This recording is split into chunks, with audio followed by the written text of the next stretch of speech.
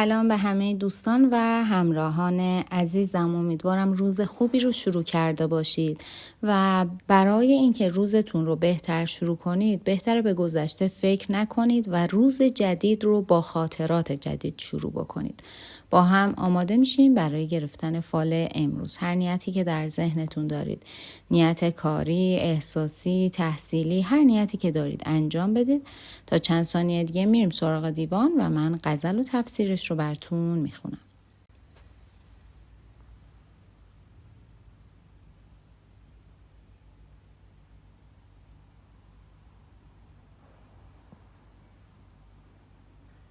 خب دوستان، اگر نیت هاتون رو انجام دادیم با هم ببینیم حافظ امروز چطور ما رو راهنمایی میکنن.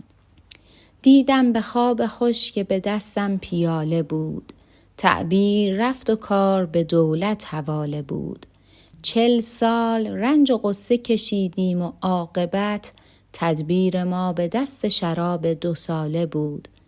آن نافه مراد که میخواستم ز بخت، در چین زلف آن بت مشکین کلاله بود. از دست برده بود خمار غمم سحر، دولت مساعد آمد و می در پیاله بود. بر آستان میکده خون میخورم مدام، روزی ما ز خوان قدر این نواله بود.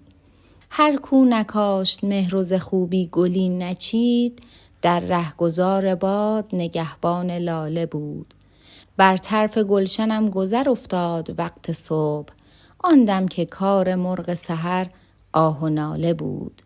دیدیم شعر دلکش حافظ به مدح شاه، یک بیت از این قصیده به از 100 رساله بود. آن شاه تند حمله که خورشید شیرگیر، پیشش به روز معرکه کمتر غزاله بود. خب دوستان، باید بگم این غزل حافظ به یاد شاه شیخ ابو اسحاق سروده شده و در بیت سومش از بت مشکین کلاله که لقب شاه شیخ ابو اسحاق بوده نام برده شده. این غزل با خوابی که حافظ دیده و تعبیر نیکویی داشته آغاز میشه که تعبیر خواب پیاله گرفتن در شب و دولت یافتن، بزرگی پیدا کردن و به کمال رسیدن در روز هست. رنج و غصه 40 ساله اون رو شراب 2 ساله میتونه چاره بکنه و مراد دلش در چین زلف یار هست. اما در تفسیر این غزل حافظ میگه هدفی که در سرتون هست هدف مقدسیه و شما رنج فراوانی کشیدید تا به این مرحله رسیدید، اما هنوز هم تا مقصد نهایی فاصله زیادی دارید. پس بهتر ناامید نشید و توصیه‌ای که حافظ به شما داره اینه که از چیزهایی که دارید لذت ببرید و هیچ وقت حسرت نخورید. برای رسیدن به هدفتون باید سختی بکشید و باید این سختی ها رو تحمل بکنید و بدونید که آدم رنج کشیده به یک آدم پخته تبدیل میشه و این رنج و پختگی شما باعث میشه که همه از شما درس بگیرن و به اهدافتون هم برسید. خبر خوشی در انتظارتون هست. به زودی مژده‌ای به شما میرسه که مزد تمام سختی‌ها و زحماتتون رو میگیرید. به هدف، وصال یار و چیزی که در ذهنتون هست به امید خدا میرسید. درسته که سالها در رنج و عذاب بودید و به امکاناتی که داشتید توجه نمی کردید، اما الان فهمیدید که چاره کار شما هست. پس هر چه زودتر برای حل مشکلاتتون اقدام بکنید و بدونید که با عشق و محبت میتونید یک زندگی شیرین‌تر، راحت‌تر و با آرامش بیشتری داشته باشید. سعی کنید در زندگیتون این محبت رو در جریان بذارید. اجازه بدید محبت در لحظه لحظه زندگیتون جاری باشه.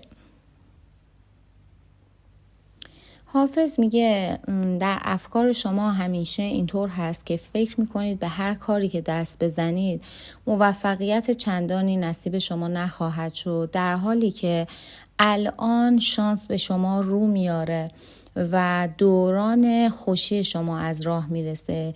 یعنی کارهایی که انجام میدید قطعا به نتیجه مثبت میرسه. پس سعی بکنید، شروع بکنید شاید شروع کردنش، استارت زدنش سخت باشه، اما این کار رو انجام بدید و در راه کاری که قرار هست شروع بکنید قدم بذارید.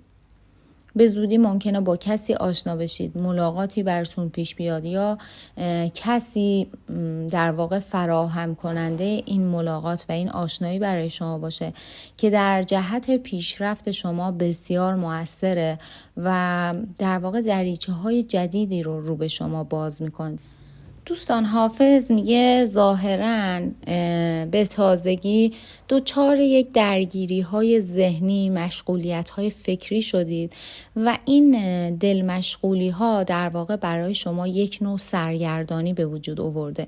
نگران کارهاتون هستید که چطور قراره پیش بره و همونطور که قبلتر بهش اشاره شد فکر میکنید که شاید نتیجه مطلوب براتون حاصل نشه.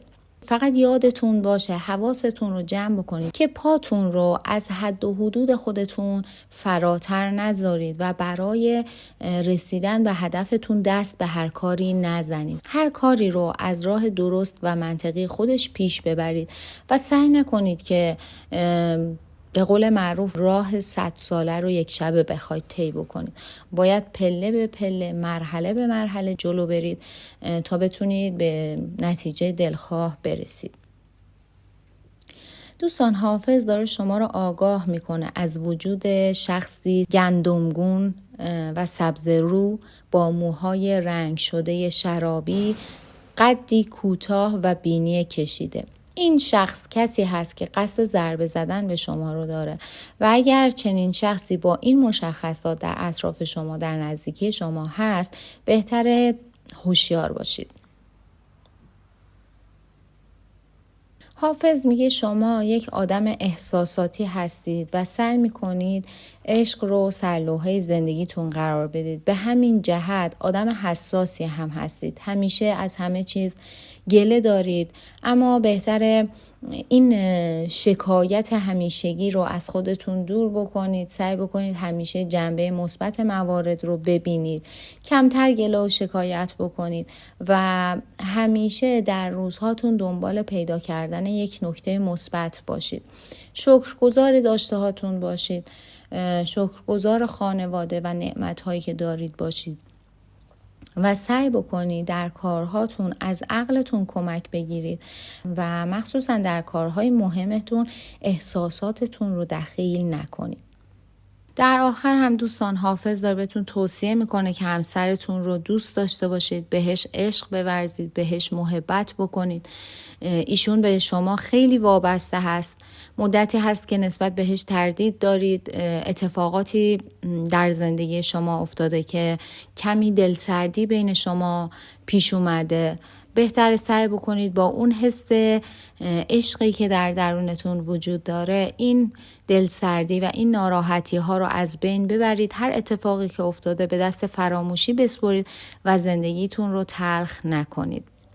دوستانی که نیت خرید و فروش داشتن، باید بگم در معامله و تجارت باید قدری دقت بکنید، چون بازار متعادل نیست و هر کاری که قرار هست انجام بدید ممکنه باعث ضرر و زیانتون باشه. بهتر هوشمندانه در مورد خرید و فروشی که در پیش رو دارید انجام بدید، چون کسی در این بین هست که قصد کلاهبرداری و فریب شما رو در معامله داره.